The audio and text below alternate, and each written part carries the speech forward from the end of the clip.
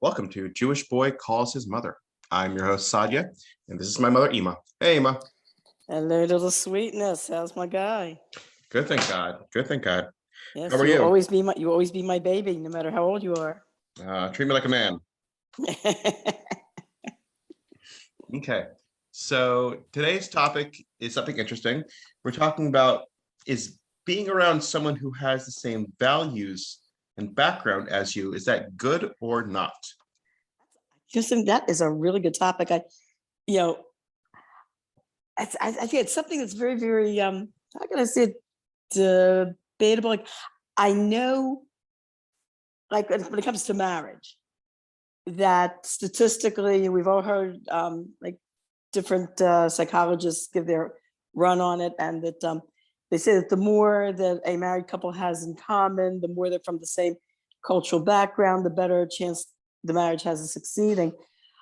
But and we see couples from different backgrounds, totally different backgrounds, who do not make it because of they don't understand each other's type of thinking, the different different cultures, different cultural type of thinking. They don't have the same goals.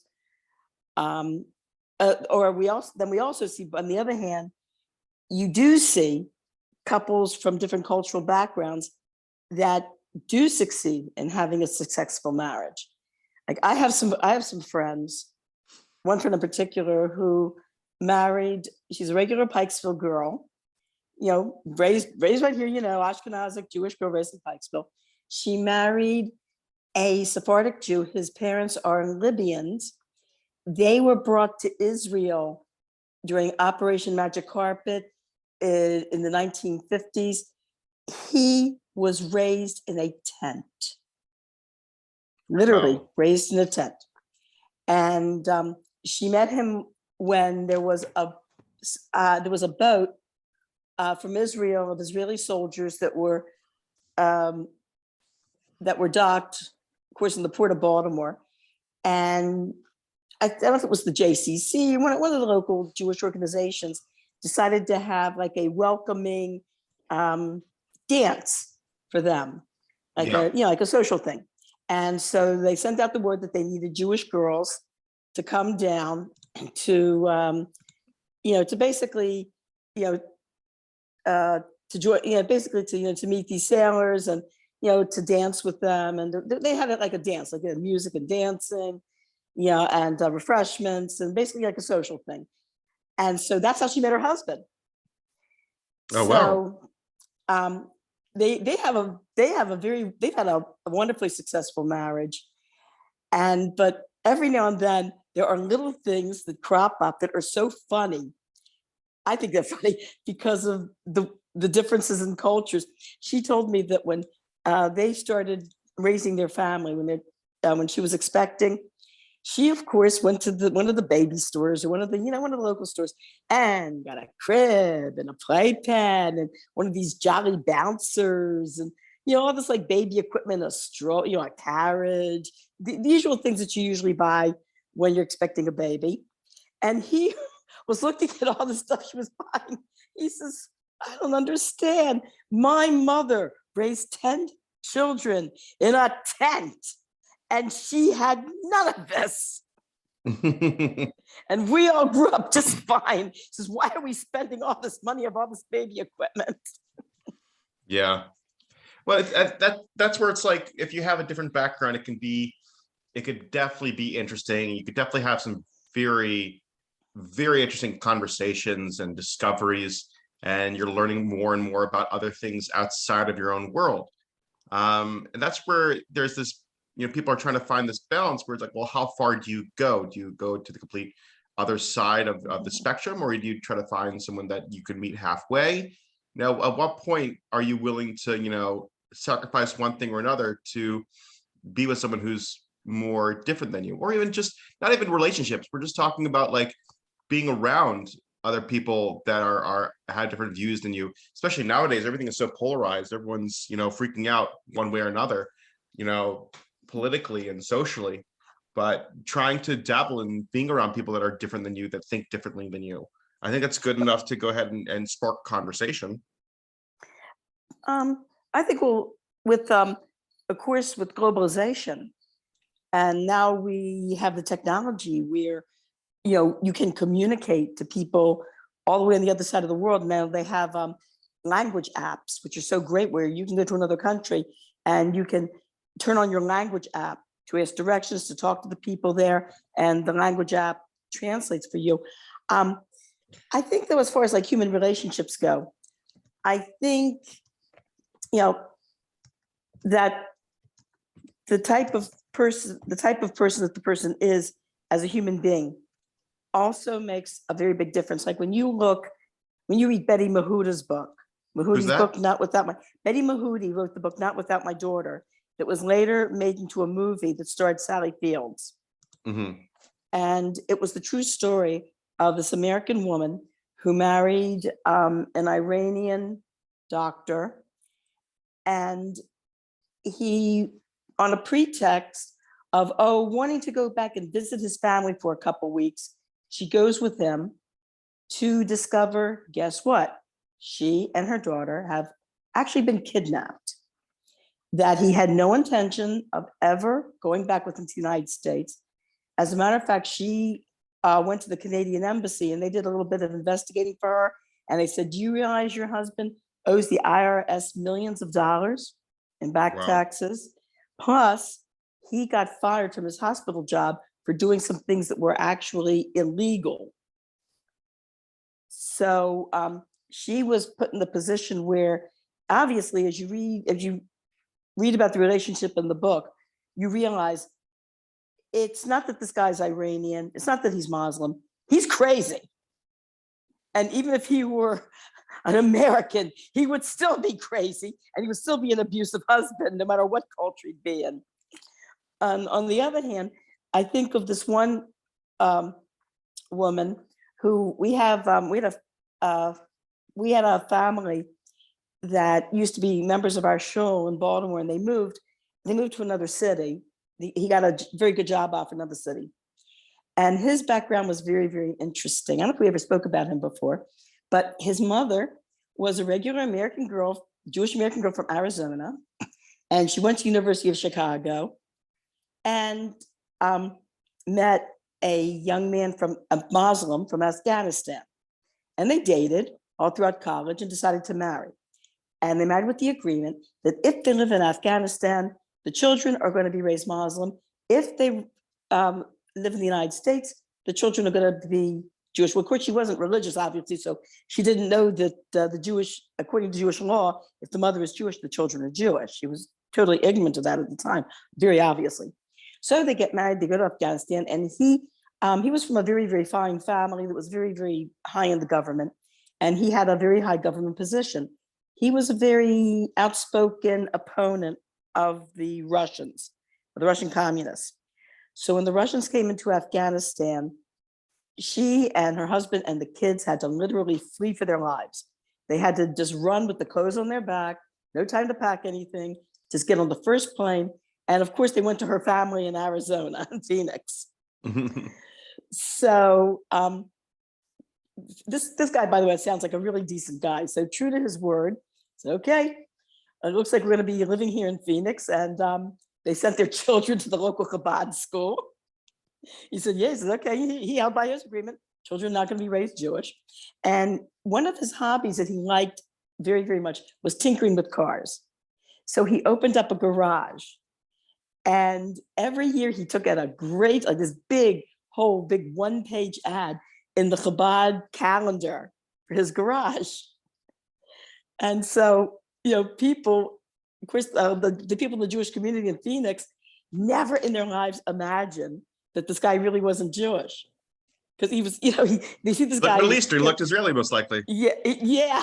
And he has a garage and he takes up this big and he sends his kids to the Chabad school. But the funny thing is that this man, of course, this man and his brothers and sisters, became from. And the funny thing is, though, his legal name, because he was born in Afghanistan, this man's legal name is Mohammed, and he's an Orthodox Jew. That's funny. There was another funny story about two cultures kind of colliding. There was this rabbi in Crown Heights who I was very close to him and his family. They used to live in Baltimore. They moved to Crown Heights, and then when I went to Machon Chana, um, he heard that there was a girl from Baltimore, Machon Chana, and wanted to make himself like a Shabbos family to whoever it was, and he contacted me, and of course I accepted the invitation. And there was a rabbi. People know he's deceased now, but Rabbi Springer. I'm sure that'll ring a bell with a lot of people. He was a very, very wonderful man, and he was raised in a Siberian prison camp, Oh, wow. literally raised, where the only set of clothes that he wore 24/7, morning, noon, and night, going for pajamas, for day wear, for you name it, whatever it was, were the clothes that he had, that he was wearing. That was it. And finally, after World War II, he managed to come to the United States. What I think is funny, though, when I asked him how he came, he said he had to go all the way across Russia, Trans-Siberian Railway, had to get off at Vienna, had to go to France, and France was able to go to the United States. I said, wait a minute, you were in Siberia. Why didn't you just go across the Bering Strait to Alaska? He says, that's not how the plane went. Oh, wow. I think it's pretty funny. He could have maybe got a dog sled, go across the Bering Strait, I don't know. But his wife also had a similar background in that she managed to escape the Nazis and make her way to southern France, where they had Beis Rivka. So, and the Nazis didn't go into southern France. So she was in southern France attending Beis Rivka, and she told me all the years that she went to Beis Rivka, that 3-4 years, she had nothing but one dress, and every night she washed out this dress and hung it up to wait for the next day. Just one dress. It's all she had all through her high school years. Well, of course, they get married, thank God. They're living in Crown Heights. They're raising a regular, Jewish American family. And his daughter tells me the biggest fights they have is when she comes to her father and says, I need a new dress. Oh, God. He's like, why do you need a dress? Yes, you have one for the week and one for Shabbos. What do you mean? What do you need a new dress for? That's funny. The other arguments they would have was one time the roof was leaking and the wife tells them, listen, we have to replace the roof. What are you talking about? The rest of the roof is okay. So much, there's one little leak over here. Oh my gosh. As far as he was concerned, compared to the way he was raised in that Siberian prison camp, his little house in Crown Heights was the Taj Mahal. Yeah, I get like that sometimes also when it comes to like certain things. We're like, yeah, it's manageable. It's okay. If I got a nice comfy bed, I'm good to go. So did you ever? Have you ever had like what's been your personal experiences with people from different cultures? No, I love meeting new people and seeing new people and talking to new people that are like completely different than me and whatnot. The problem comes when you have obnoxious personalities. It doesn't matter if you agree with them or not, but if you're like, in my opinion, just too abrasive and too much of a bully, I can't stand bullies. It's like, we can sit down, have a conversation, we can talk about things, we can be different people and respect each other's boundaries. But if you're not respectful, if you're being a bully, then I really don't want to deal with you. I don't care how much you agree with me or whatnot. I don't care. I don't want to talk to you. I don't want to have anything to do with you. You're narcissistic, self-centered, self-right. Just no, I don't want to. Mm-hmm. But yeah, my favorite time was being around people that weren't like me and meeting new people, especially in college, being surrounded by people that were different than me, especially also the fact that like I was in such a bubble of Jews that I didn't really speak to anybody and have a conversation with someone who wasn't Jewish until I was about 20 years old. And I started talking to people, and it was so interesting, especially when I went to Morgan State. It's an HBCU in Maryland, and just being around, the Black community and noticing there was a lot of correlations, a lot of similarities, a lot of similar perspectives too. I found that just surprising and for me a little comforting with that, being around people that you would think are totally different than you, but you're very much the same. I remember when you attended Morgan, that you had some you had some really nice people there. that were very interesting. Like one of our, my next door neighbor at the time, who was, was a Black lady. I told her about when I told her that you were going to Morgan State. The first thing she was really concerned about you. The first thing she said was, "Is he okay there? Is he making friends?" I said, "Yeah." I said, "He is." As a matter of fact, I said, he told me, he said, "It's all in your attitude." He said, "You come in there with a smile on your face and you treat people, like human beings, and you do make friends." And there's this Kate, you told me that there was occasionally like some stuck up anti-Semite, but so what? You don't have to be friends with them, to have anything to do with them. But I told her what some of the Black boys, gentlemen were saying on campus about, what's the thing? They said they like their women like their coffee. No, So I that was funny. So anyways, I told this to my neighbor. I told this neighbor, I said, "Yeah," I said, "the guys there, they say that they like their women like their coffee." She laughed. She says, "Yeah, Black and bitter. They were saying that when I went there 20 years ago." yeah. Um, yeah, no, it's just, I think putting yourself in a diverse environment, I think is very healthy for your mental psyche. Um, you know, and that's why I think it's interesting when I see a lot of people that are very insular and they don't want to do any of that. Well, tell me, what was the one? You pick like one or two, like very interesting, like the most interesting, I guess, not incidences, looking for the most interesting experiences that you have had with people from another culture, another walk of life. There's a Can lot. you pick up one or two, the most interesting? The most interesting. Um, I was in a group meeting once, and we were just talking about different things, just to be able to, we were allowed to express ourselves freely. And this one woman was talking about her kids and whatnot. And I saw her, and she was telling, you know, the person in charge that we were talking about stuff. She was telling about her interesting, you know, comments she gets from people who think that she's Ethiopian. And I'm like, yeah, I see that. And so one of the ladies was like, well, what do you mean you could see that she's Ethiopian? I'm like, well, you look at her nose, longer nose. It's just, that's how I see her. And I'm realizing, because like I was so used to being in Oh, Israel, uh-huh. seeing Ethiopian Jews, and I realized like Ethiopian Jews have very long noses. And so I was like, oh yeah, so you're Ethiopian. And it was just a very interesting moment where it's like we were also talking about, frustrations that they have by being identified, with the color of their skin. And Mhm.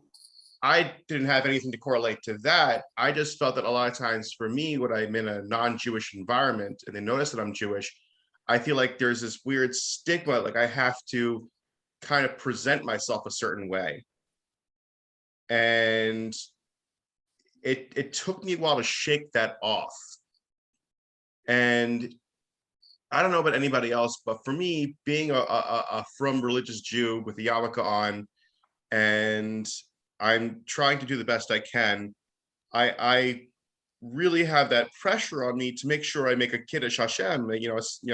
English is sanctifying a good name, but making a good name for our people, and not trying to be an embarrassment. Yeah, I know what you're And talking about. Yeah, that's it's true. being around people that are different than you definitely have that feeling where it's like, no matter how hard you try, you are going to be different than them. You are going to be, you know, perceived differently. You have a whole different background, and you just have to accept it. A lot of times people are very frustrated because it's like, we should all be the same. We should all be together the same. Like, no, that's not how it's going to be. We're going to be different. We're going to be, like, there's a thing where it's like a Jew is a Jew is a Jew. So no matter what you do, you're always going to be a Jew. So it's just kind of frustrating, but kind of, I just accepted it, where it's like, no matter how hard you try, you're to like be the same with somebody else, you're always just going to be a Jew. And you can't Mhm. hide from that. And people that hide from that or try to avoid it, it's almost like a slap in the face. Like, who are you trying to fool? So true. Oh, that is so true. Whenever you try to, it's very true. They do. Non-Jews pick up on it very quickly. Yeah. But my father used to have a joke when somebody asked him about what he used to eat when he used to like when he was younger, he's like in high school, whatever, or in the army. He used to tell like non-Jewish friends of his that, oh, you can tell I'm Jewish. I've got the map of Jerusalem in the middle of my face. So one day I was in college. I was working at what was called the Opportunity Center. What it was a tutorial center where students tutored other students that were having a hard time, say, in certain subjects. But the main purpose of the Opportunity Center was it was originally set up, it was set up really for all students, but they particularly wanted to zero in on there was a large number of Black students who had received scholarships. At that time, I think in my second year of college. And so a lot of these Black students who had received scholarships were from very, I guess, I hate to say it, but the ghetto. And a lot of them were having a very hard time adjusting to the academic standards. So they really needed tutoring, not just tutoring, but there was also a counseling center. There was a very wonderful man. In fact, I went to him a couple of times for therapy. He was a Black man, psychologist. He had come from a ghetto background. And so he knew where these kids were coming from and how to help them. So anyway, I'm in the center and one of the Black students, it's like we're looking out the window together. I think we were watching the rain together on the trees, really pretty area. And there's just this moment of silence. And she looks at me and she goes, tell me, how can you tell someone's Jewish? And so I decided to use my father's joke. And I said, well, you see this, and I pointed to my nose. She says, what? I said, it's the map of Jerusalem in the middle of my face. And at first she goes, oh, really? Where? And then she goes, oh! It's cute. Yeah, I think it's very interesting. I mean, going to an HBCU, I was found it very interesting with the way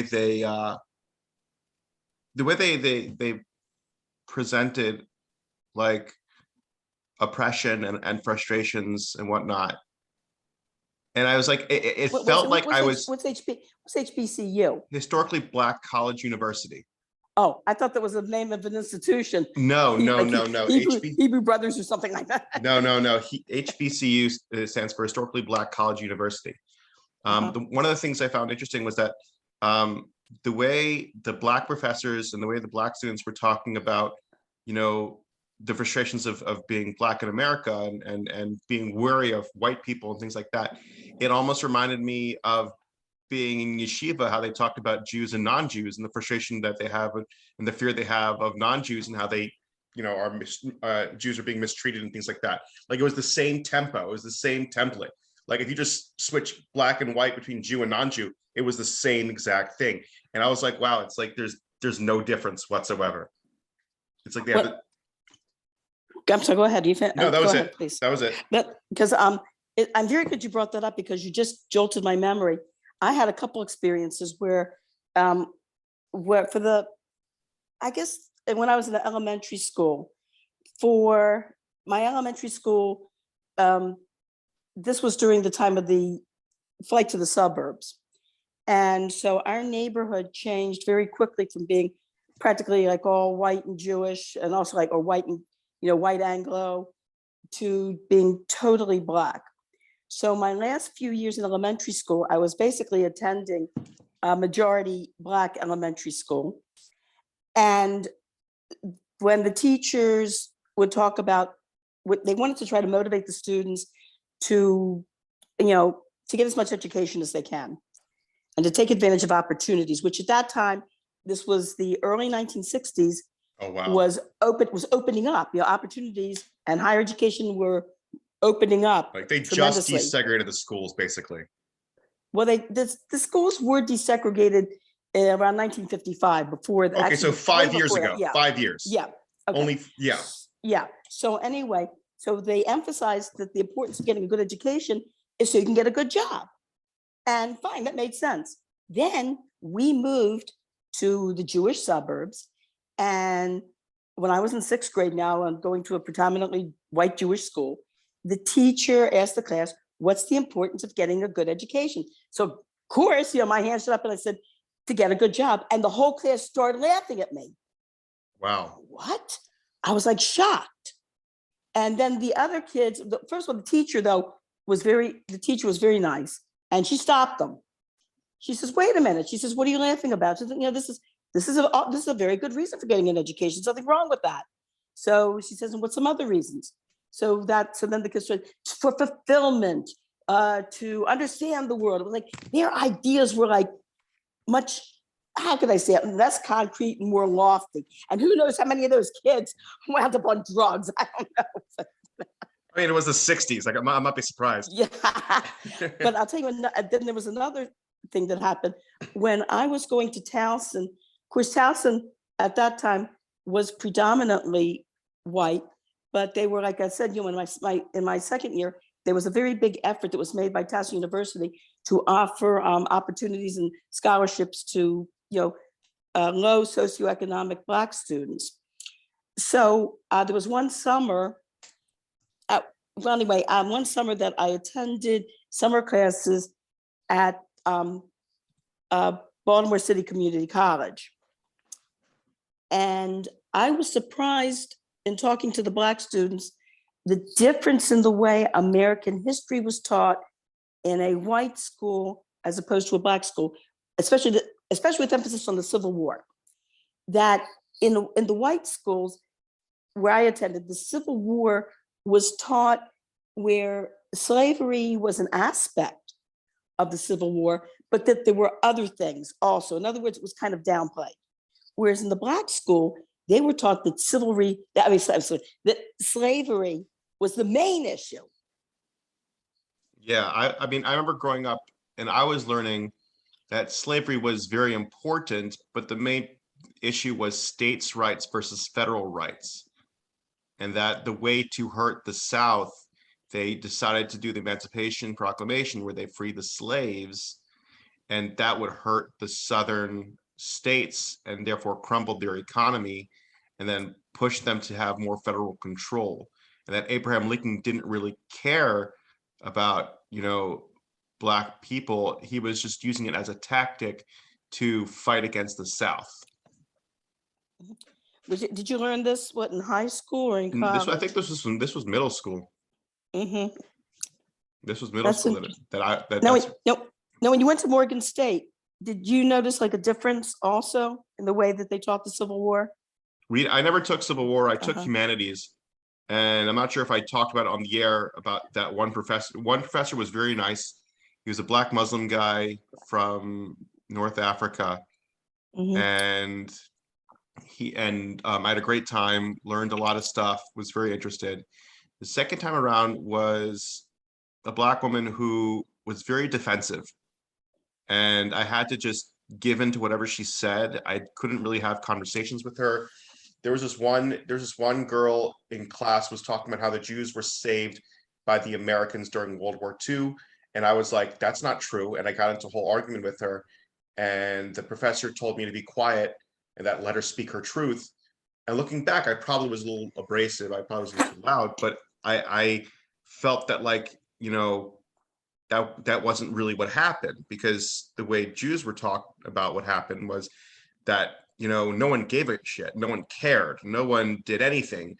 And it only was a happenstance and an after effect that we were somewhat saved, quote unquote, because the Americans and the Russians were plowing through Germany and the rest of Europe and stumbled upon the concentration camps and freed them, but they didn't really free them. They just entered and were like, what do we do with these people that were just being systemically murdered? There wasn't no one cared. Just like no one cares right now what's happening in China. Nobody cared. And to think that the Americans were this big savior is not true in Jewish narrative. I saw something on YouTube. I forgot who it was. A gentleman, non-Jewish gentleman. He's he's Dutch. From Holland. Yeah. And he's a historian, and he had an entire presentation on YouTube showing, like what you said, how the world powers just plain didn't care. and that there were opportunities where they certainly could have helped. In fact, evidently, as early as 1942, word was getting out about the severity of the concentration camps, No one and cared. that they could have done something about it then, and simply did not. Yeah, I mean, that's again, that's for another conversation. Right now, we're a little ahead of time, over time. Okay.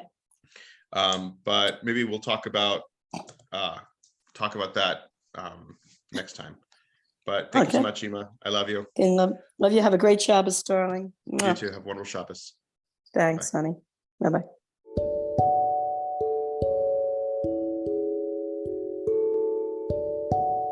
Thank you for listening to this week's episode.